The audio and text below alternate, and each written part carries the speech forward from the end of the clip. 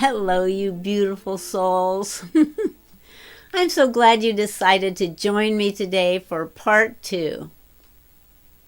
First, as I did in part 1, I would like to mention that there's already an Exit Points video on this channel that gives sort of the basics of this concept. And I will leave a link to that video in the description box. For anybody that might want to watch it either before or after this one, as I will again be making an effort not to simply repeat the information in that original video. So hopefully both videos can stand on their own. And this one will go into much more depth than the previous one.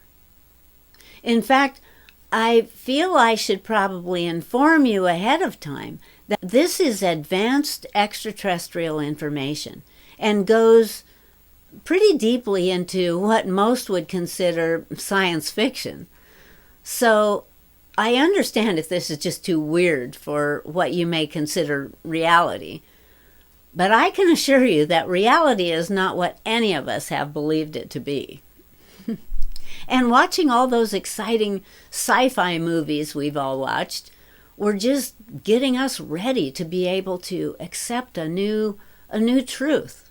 The truth that's been staring us in the face since this world was born, and we just couldn't see it. Now is the time to awaken. And I'll do my very best to make this all as simple as possible. Yet, if you still feel this is just too much, it might help if you go back and watch some of the previous videos on this channel that touch on things like immersion pods and walk-in technology, and plus, of course, the use of exit points. And yeah, I've been told many times throughout my life that this world just isn't ready for me. But I figure if I don't share this now, then when? It's like Wayne Dyer used to say, don't die with your music still in you. Okay, just to begin, for those here who are not yet familiar with what we're calling exit points, they are those critical moments when a set of conditions has been reached within the life of a human that have somehow led to a culmination point where the soul may wish to retract from any further existence as this person, man, woman, or child. Every soul chooses when they come into a physical life, and every soul chooses the point when they leave their bodies and return home. As mentioned in part 1, before each physical incarnation, each soul will create a sort of blueprint of their upcoming life, mapping out the goals and lessons that it wants to experience in that lifetime.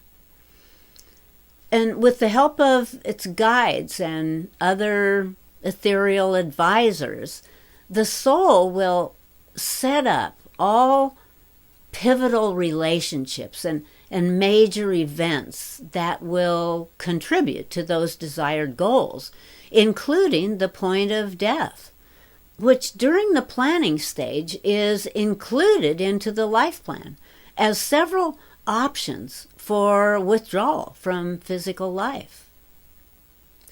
The soul will have the choice of which exit it wants to take. And much of this choice will be based on how its life has unfolded since coming into the body. For example, if the soul has not accomplished what it had hoped to do before this point of time, it will probably choose not to accept that exit and wait until the next one comes up. On the other hand, if the soul feels it has completed everything it came to accomplish, it may choose to take that exit window, even if the human is still very young. even a child. That soul may have only come into a human body to experience childhood and is now ready to leave and move on. This may be a case where the soul has contracted with other souls to come in as a child that would die or be killed as a part of a lesson that the parent souls have planned to experience and learn. The soul can choose to leave in any way it wants, as long as it's significant to the soul's objectives. However, because when and how the soul leaves will affect so many others, this also has to really be carefully planned. Every choice within the life plan is for the opportunity and expansion of the soul. You know, it's so important to gain this knowledge now, because learning that we have created our own soul's plan, including our death, is so comforting when we ourselves experience a loss of our own. And it helps us to realize that no one is to blame. No matter how the events unfolded, that death happened exactly as it was supposed to.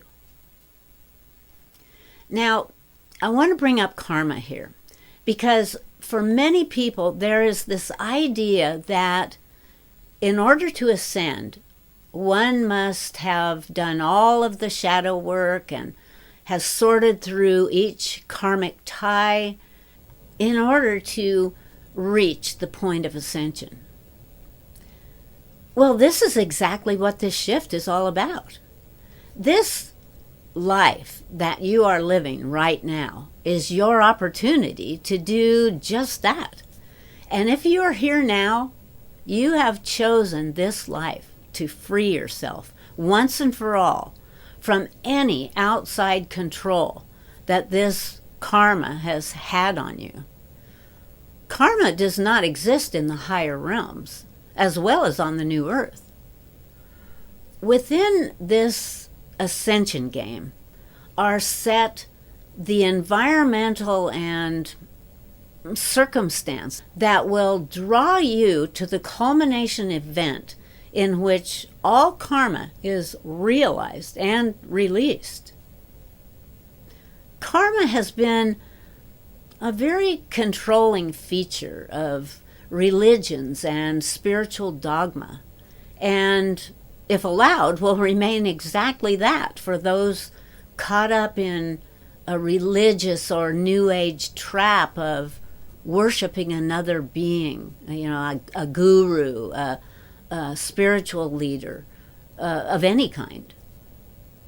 So the reason I wanted to bring up karma here is to alert you not to become lost in the need for another teacher or sage or ET to wipe the slate clean for you. You're the only one that can do that through the awareness of your own internal power. Once you recognize that some of your beliefs in the past have perhaps brought you to act unkindly to another, and you now feel remorse and resolve never to act that way again, you're now free from the hold of resentment and guilt that this once had on you, and you can now move on to making better choices built on allowing and love. The karma has been released, and you are free, and don't let anyone tell you any different. Okay, back to exit points.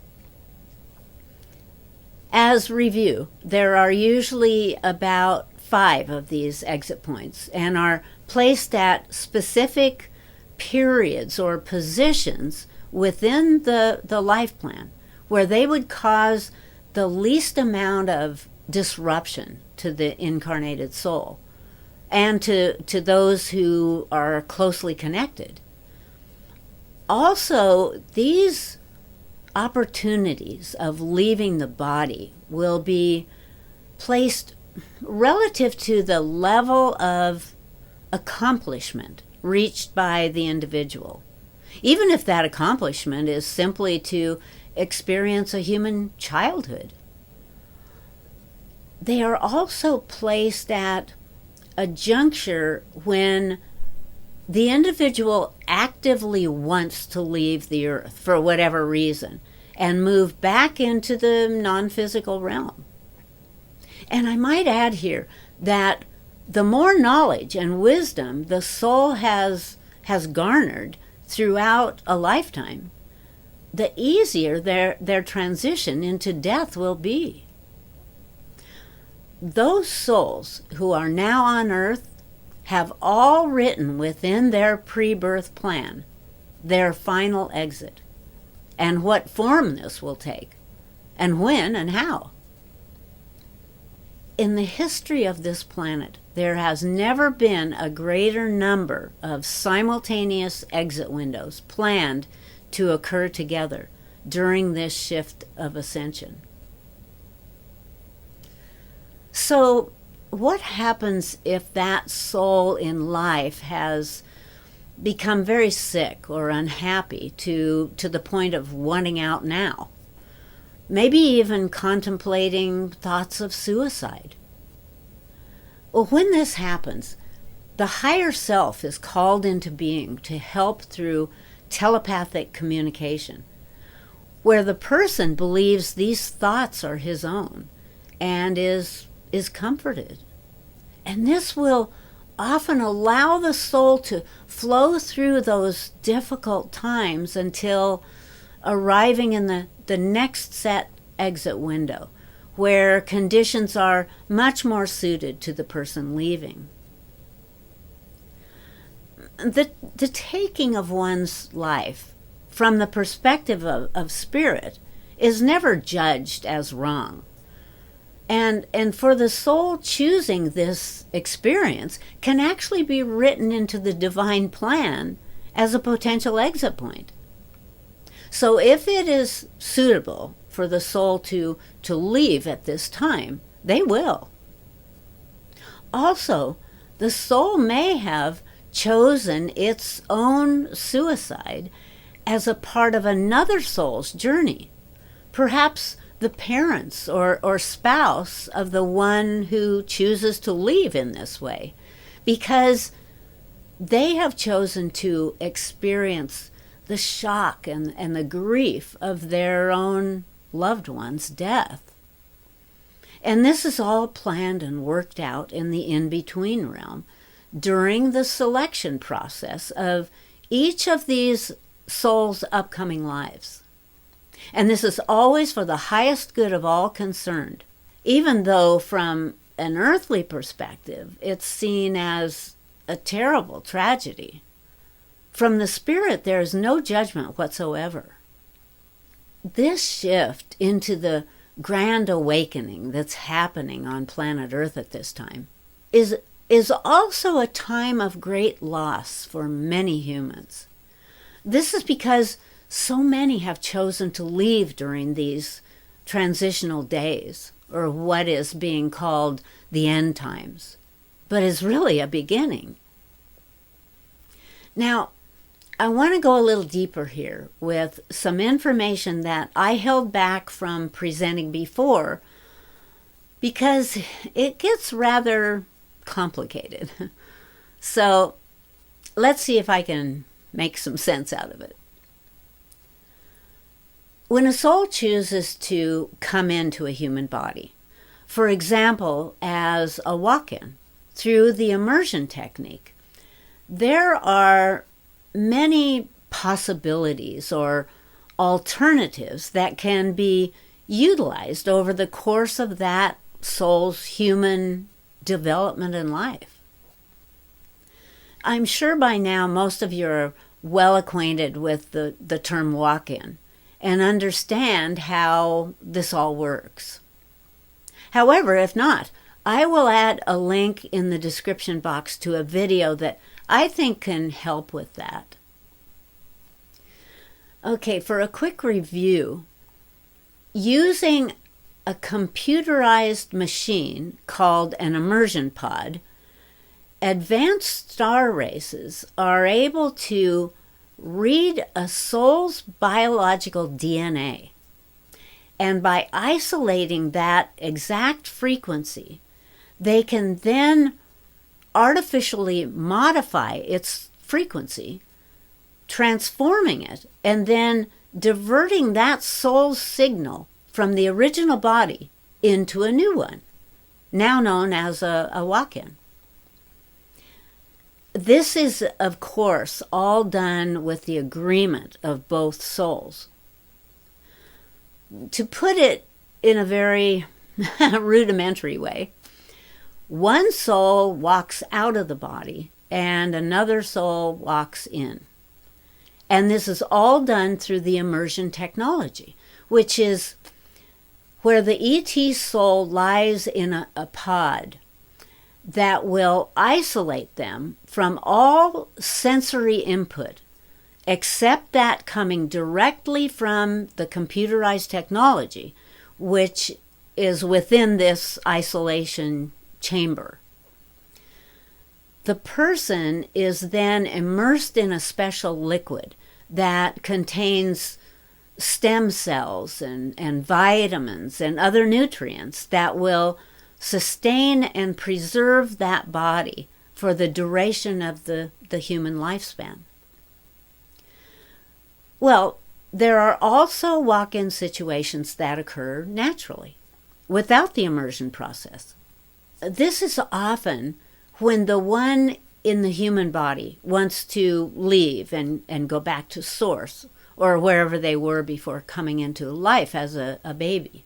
So on an ethereal level, it is agreed that the one in the human body will leave, and another one will come in to inhabit the body and continue life as that previous human.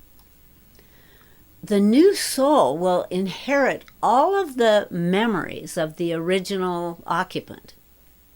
Even so, this exchange can have some uncomfortable repercussions to their family and friends, as the incoming soul may suddenly act very differently than the original occupant of that body, which naturally could be pretty upsetting to those loved ones, family, and friends.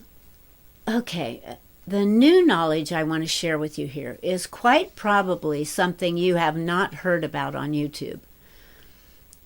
So, when a soul creates a plan for incarnation as a human, some of the actual situations and events can be received and interpreted very differently by the incarnated 3D being on Earth than the higher self who puts together the plan, because they're hoping to advance and expand as quickly as possible, but sometimes without much consideration of the suffering of the person immersed in the third density life. And this involves part of what I wanted to bring up to you today.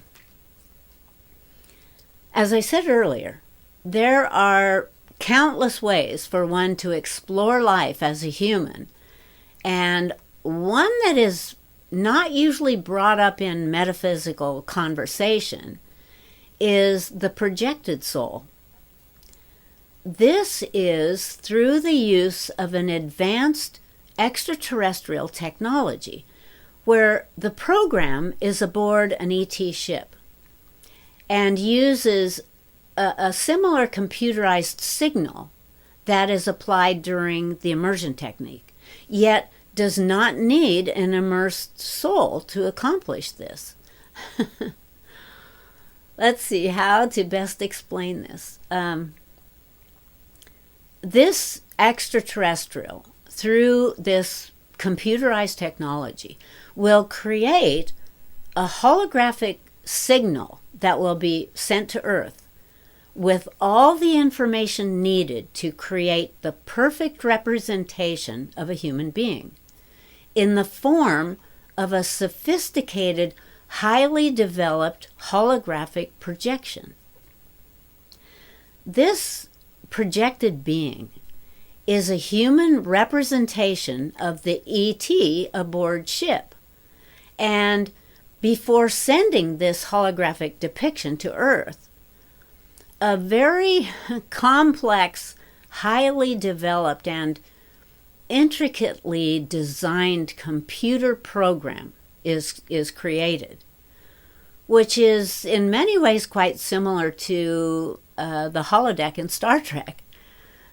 The difference with the holodeck and the actual use of this on Earth is that the program, therefore the holographic being that looks and acts exactly as any human would, is not confined to a locale or a certain setting like on the holodeck. This hologram, which appears as a fully functional human, has no bounds and can interact with any other human or situation. And those in proximity to this being would never suspect that it's not a real human. Remember, we live in a holographic universe, and our bodies are a part of that reality. The body is not who we are.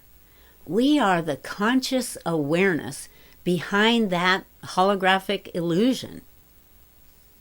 So this technology is really doing the same thing that our soul consciousness is doing every day to maintain the illusion of living this human life. The extraterrestrial being creating this computerized individual has full control of that projection or counterfeit human being, and is able to interact with those on Earth in any way she or he chooses, but managed from aboard the ship. Now, this makes for a very powerful being, because this sophisticated hologram cannot be killed or harmed in any way, yet at the same time can, through this technological signal, send each sensory emotion or thought back to the creator, the ET being running the show, so to speak. Through this extremely advanced technology, a 3D human interacting with the holographic projection can touch and feel this fabricated, seemingly human individual exactly as any other human, and can touch and feel the other as real, as an actual human. Then these sensory feelings and emotions are sent back to the creator of the program. In this way, the ET has a sort of simulated life on Earth as a human without ever stepping foot on the surface of the planet. And is always safe, because the frequency of the ET aboard ship is much higher than those on Earth. Therefore, through the influence of dominant frequency, is able to affect conditions around the projection. You may be wondering if this activity could be misused by the one in control of the game.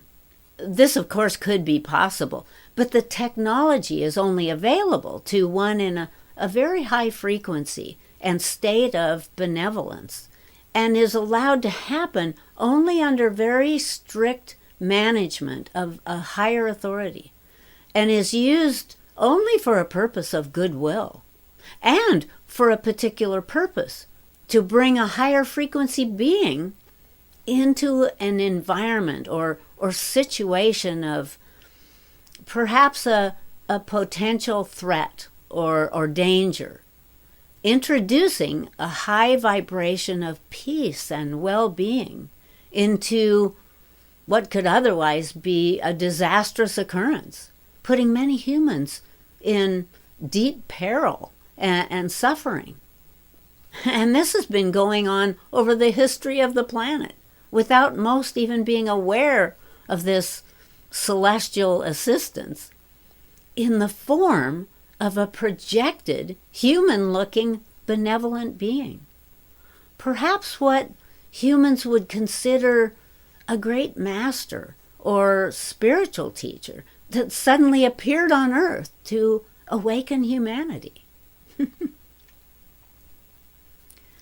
So, what does this all have to do with exit points? Well, there is even another application for this sophisticated projection technology.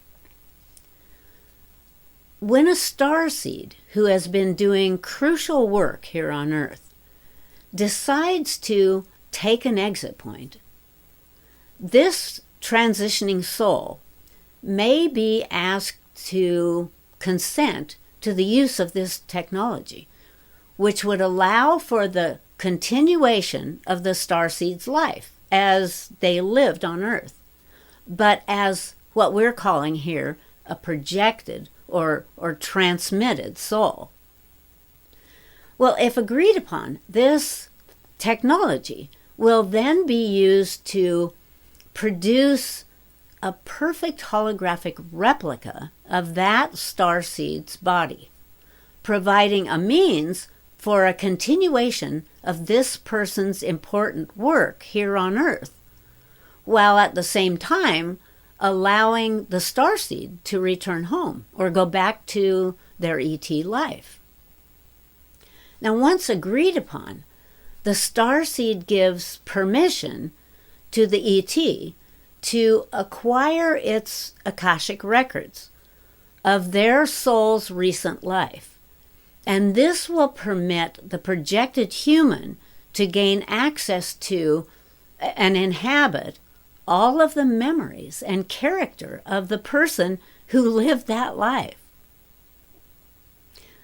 This can be, for example, an influential star being, incarnated as human, who has brought their extraordinary scientific or metaphysical knowledge to Earth as a brilliant scientist or writer or teacher, but for some reason finds it necessary to leave before their mission has been completed.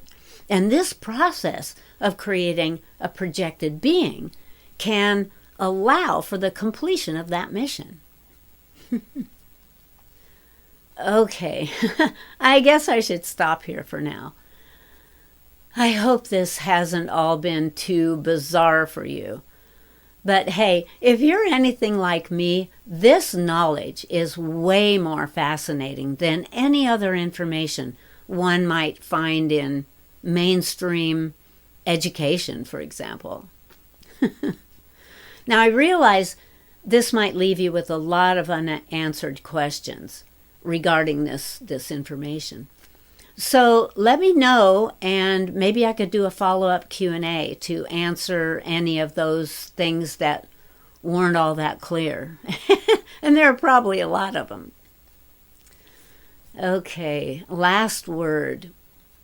Allow yourself to be who you really are. Remember yourself as that Pleiadian soul, or that spectacular winged dragon creature, or maybe a magnificent Urma cat being, or a beautiful blue-skinned Andromedan or Arcturian. Or how about a fierce dog hybrid from Sirius B? Stretch the boundaries of who you are as a soul being and live that glorious truth for all to see. This is truly who you are. Thanks, guys. I will see you all very soon. Bye-bye.